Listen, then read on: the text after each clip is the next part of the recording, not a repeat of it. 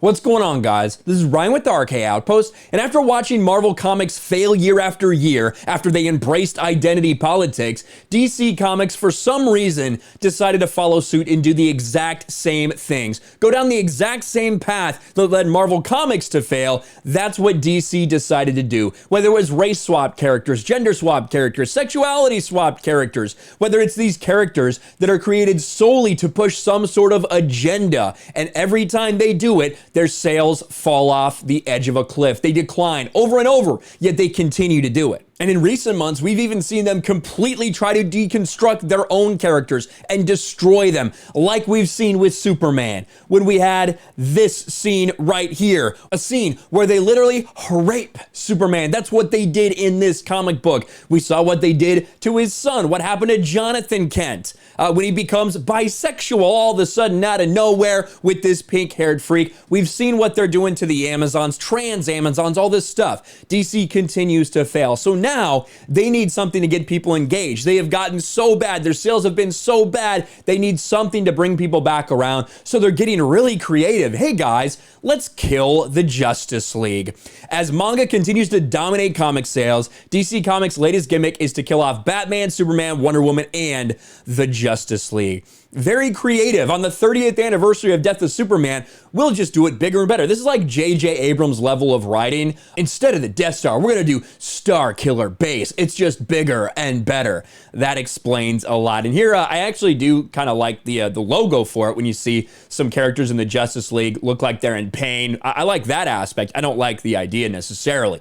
The latest numbers from NPD Bookscan for their top 20 adult graphic novels chart in December 2021 reveal there are absolutely zero DC comics on that list. And indeed, it's literally all manga. Manga has completely and totally dominated American comic book sales, with their sales seemingly declining, and DC Comics publisher Jim Lee even admitting that around a quarter of their entire comics line wasn't breaking even. DC Comics' new gimmick is to honor the 30th anniversary of Death of Superman by killing off the Justice League. The official description states, a new dark army made up of DCU's greatest villains is formed on the edges of the multiverse, and the best and most powerful heroes are pulled together in an epic war to push darkness back. In the end, the Justice League are killed by the Dark Army with only one survivor to warn the remaining heroes of Earth about what is coming for them. And here you go, there's another shot at it. You can see, of course, Superman, Wonder Woman, you got John Stewart, Green Lantern, I think Hawk Girl back there, Aquaman, Batman, Green Arrow, Black Canary. DC writer Joshua Williamson told Entertainment Weekly they're very serious about killing off the team. Now, when it comes to Death of Superman, as much as I do, love the comic, one of the things that Death of Superman did in a lot of ways was it really destroyed death in comic books. Since that moment, when people realized that, okay, we killed a character, had huge impact across the world. Literally, people across the world were talking about this. And then you just bring them back a couple months later. That has resulted in so many different characters from the comic books coming back to life in one way, shape, or form. That's eventually probably what's going to happen here. But in the meantime, what is it going to allow them to do? It's going to allow them to take all these characters, and I'm going to go down to here. You can see this. They're all honoring all these dead heroes. It's going to give an opportunity for some other characters, some more diverse set of heroes to take up the mantle and get more prominence in DC Comics, isn't it? That's probably the end game with this. You have these characters that people just frankly don't care about as much. This leaves a vacuum, a power vacuum for them to fill the role, be forced upon people even though they don't want them, in the hopes that this big event, the death of the Justice League, will bring some people back.